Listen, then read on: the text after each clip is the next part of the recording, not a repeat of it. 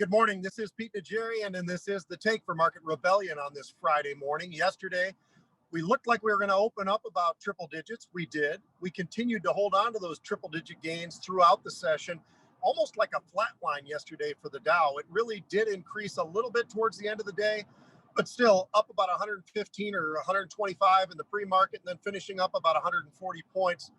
Very, very tight day. We did not have the type of volatile days like we have been seeing in the past, but certainly one that sticks out, especially when I look over at the NASDAQ, and the NASDAQ once again hitting new highs. Today it's hitting new highs, but yesterday hit new highs once again, and that's been running to the upside. That was actually indicated to be up about 70 points, finished up over 100 points yesterday, nearly a 1% gain for the NASDAQ. Sorry, I won't be able to do any Q&A today. I see a couple already popping up.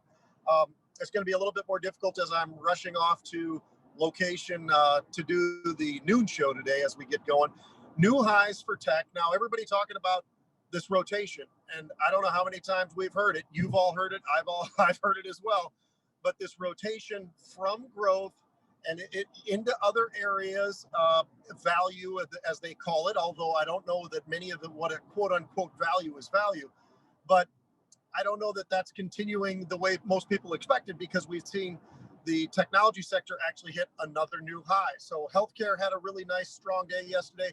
Materials, again, very strong day. Once again, it's been back to back to back. We've seen multiple areas within the material space where we've seen all kinds of option activity that's been strong. So that's something that's been standing out. Crude, silver, gold, we've had a pretty nice run out of those. We've had some pullbacks, and it makes some sense when you look over at the equity names themselves. Just because crude goes up, and it seems like it goes up every day, but just because that's been going up, we have seen some pauses here and there as well in terms of some of the individual names. Now, yesterday, a monster day once again, 36 million contracts trading yesterday. Let's just go through the week. Monday, 34.5 million. Tuesday, 34 million. Wednesday, 32 million. Yesterday, 36 million.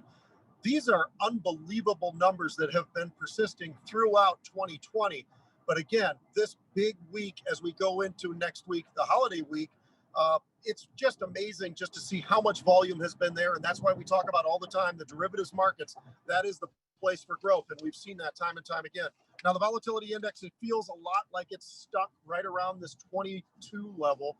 22, call it 23 today, getting a little bit of a lift. The market actually started off today pretty flat. It looked like we were flat-ish, at least in the S&P and in the Dow. Maybe a little bit of a lift in the NASDAQ.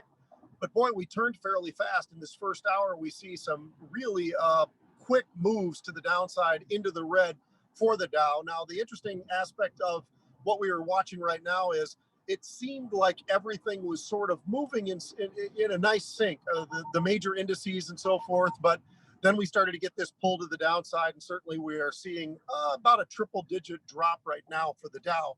I'll tell you, Tesla, that's been the story. We've been talking about this for a very long time, but now entering into the S&P, it's the largest market cap stock to ever go into the S&P. It gives you an idea of the run for Tesla in the short period of time, and now starting to see some of the benefits in terms of people exposed to it are seeing this stock as it's moving along and moving now into the S&P. So that's pretty big. So we looked like we were going to be flat. We've changed that immediately. We see volatility starting to spike to the upside.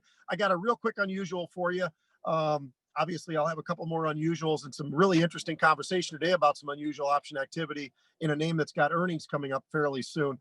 But today, Snowflake, we already used that once this week, but early on, we have all kinds of activity, and some of those names will be names that I will likely be using on the show.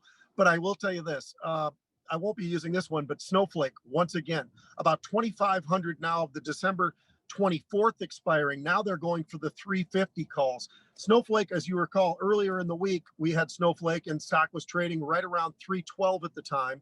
It moved fairly rapidly higher, and it was as it was moving to the upside, we'd seen some of that buying, and then the stock started to just rip to the upside. Well, we're still seeing that move to the upside that's been very strong. And now we're seeing more paper expecting that upside move to continue into next week as we get into Christmas Eve week. These are Christmas Eve expiring options. Folks, I wish I could take your questions. I'm not able to do that right now. we've got a little bit of a ways to go and a little bit more we're pushing towards. So I just want to wish you a great trading day, and I look forward to seeing you at noon on the halftime report.